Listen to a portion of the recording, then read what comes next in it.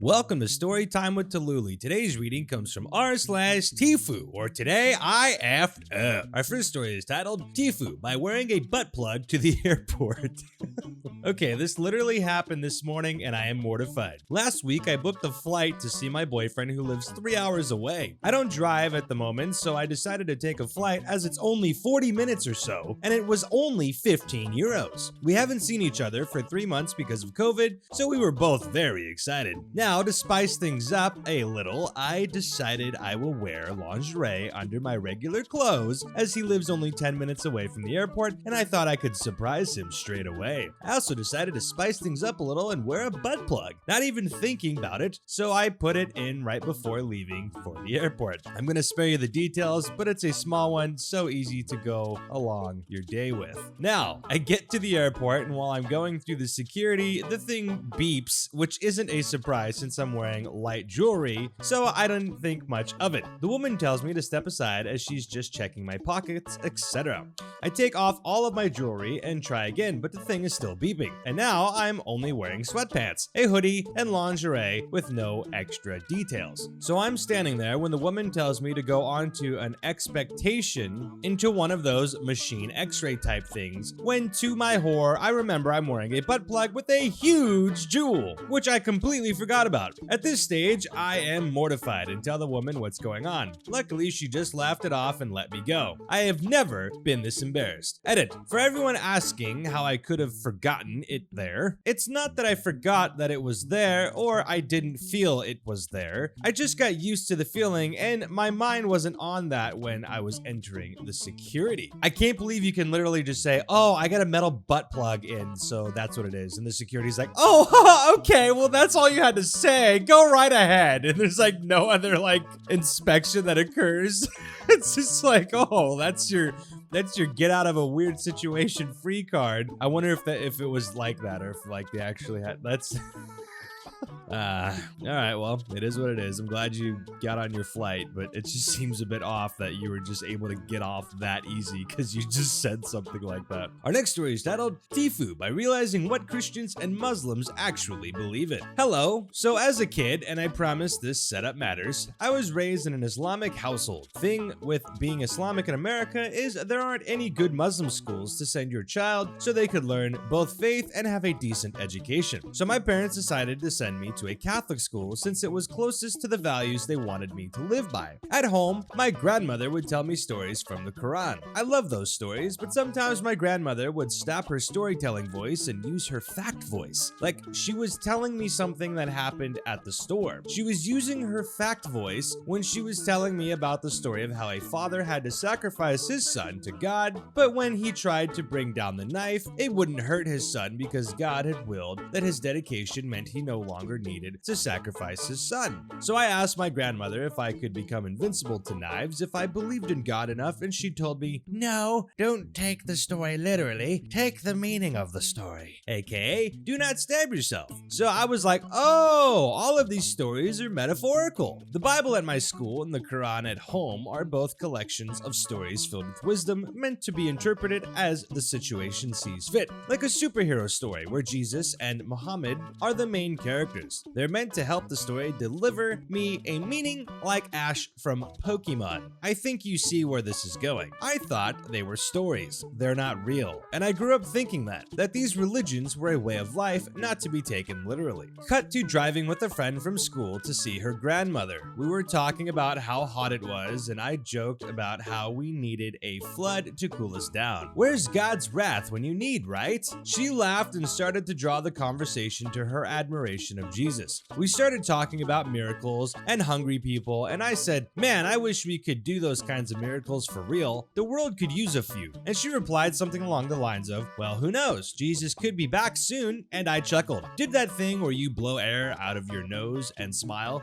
I thought it was a joke. Like, haha, Superman is gonna come fly us to her grandma's house. And she looked at me and asked why I laughed. I told her I thought she was being sarcastic. She corrected me that she was not. Then I asked her, wait, are you saying like Jesus could actually really show up on Earth? She got upset and said yes. Then the rest of the car ride was quiet. So instead of thinking Jesus is real, I thought, wow, my friend must be really gullible. Then once I got home, I told my grandmother about it. I thought it'd be a funny story, like telling someone that your friend thinks elves are real. But she looked at me and went, "Oh, P, Muhammad is real, and so is Jesus. What are you talking about?" For the next 10 minutes, we kept talking, and I started to realize that, oh my goodness, my grandmother thinks the stories are real. Does everyone think that the stories about water turning into wine and walking on water and touching sick people to heal them was real? Lastly, I pulled my pastor aside at school, and I asked him straight up, "Is Jesus real?" And of course, he was confused and said yes, and asked me if I thought Jesus wasn't real. I told him what I had thought my whole life, and he goes, "Yeah, everything in the Bible actually happened." So I asked him why none of those miracles have happened now or at all recorded in history, and he goes, "I don't know, but the Lord does, and we trust him." So now my friend doesn't talk to me. School is weird now because all of these ridiculous, crazy stories talking about snakes, angels visiting people, and being brought back from the dead are all supposed to be taken literally. And asking questions about it isn't okay either, apparently. So yep, that's eye-opening. Edit. So many comments wanted to say thank you for every respectful, well thought out theological opinion or suggestion. I can't say thank you enough to everyone in the comments, and all your different experiences with religion and spirituality are inspiration and ideas I will consider for a while. Even if I can't reply to you in time, thank you. Genuinely, thank you. That's interesting.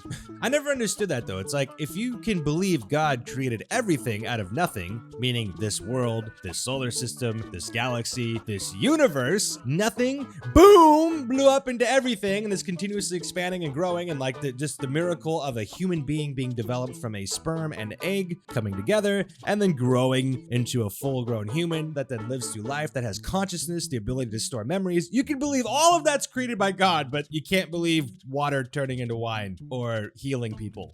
It's like, that's too much. We can believe all of this other stuff is created, but not that. That's the one thing we just can't wrap my head around that. And I think it's because maybe it's just a little too close to home. Like we just take it for granted that everything exists, therefore it just is reality. So like anything that goes outside of that fold is somehow unbelievable, but it's supposed to be that God did it. Now I understand from an Islamic and Christian perspective it's very different. Jesus is God in the Christian theology, whereas then he's just a prophet in Islamic theology. So I understand there's a difference there, and so like trying to equate miracles to a human versus God, I guess there can be some confusion there. But you said you grew up in a Catholic school, so I find it weird that you go your whole life without putting any of that together. And I think it's sad that your friend doesn't talk to you anymore because you were just confused about something. And maybe you grew up, where you didn't believe any of it now, so like hearing it put in a way where it's considered reality is shocking. And I don't know. I feel like that's a really lame reason to not be your friend anymore, and I'm sorry you have to deal with that. But I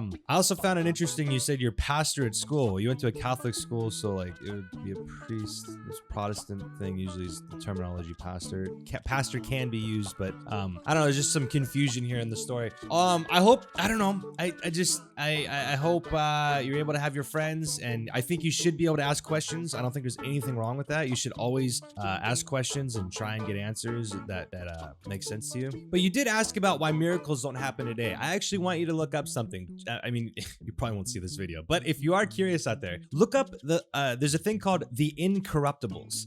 The Incorruptibles in the Catholic Church are these saints who have passed away, but their bodies have not decomposed, and it's they're on display. There's all sorts. They send in scientists that don't have any faith to validate.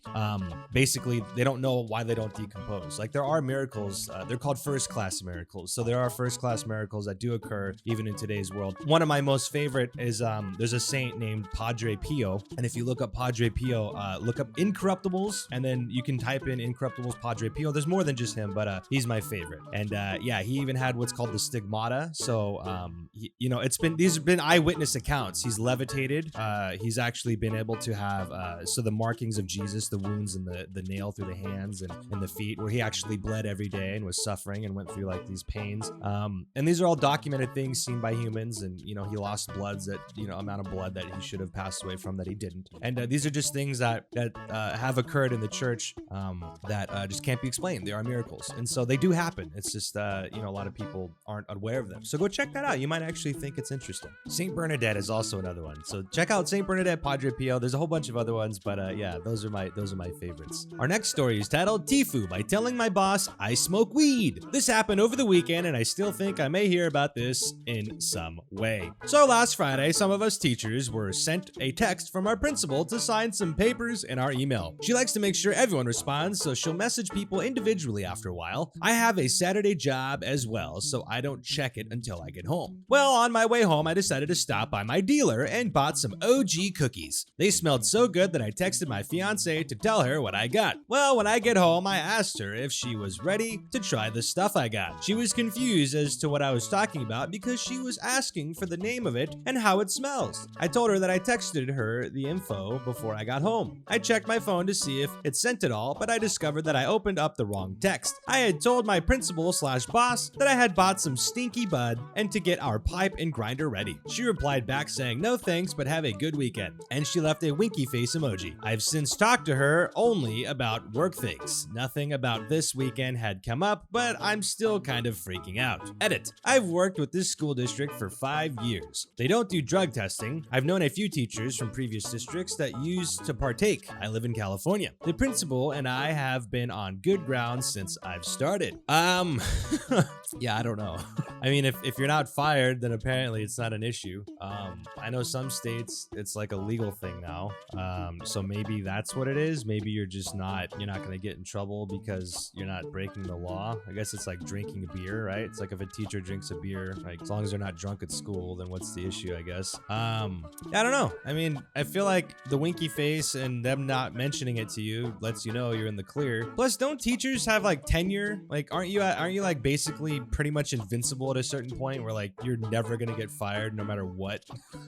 like you're gonna be protected. I thought that was a thing. So I don't know. I think you're in the clear if you haven't been fired by now. Well, that's it for today. Thank you for tuning in. If you enjoyed this video, please like it. If you enjoy these types of videos, please consider subscribing to the channel and hit that bell for notifications so you know when more videos come out. Thank you all for your continued support. If you would like to join the Discord, the link for that's in the description below. It's an awesome community filled with fantastic people. I think you'll like it. You'll also find a link to all of my other social media accounts if you'd like to follow me on different places of the internet. Thank you all again, and I hope you're staying safe out there. Well, with that being said, we'll see you next time.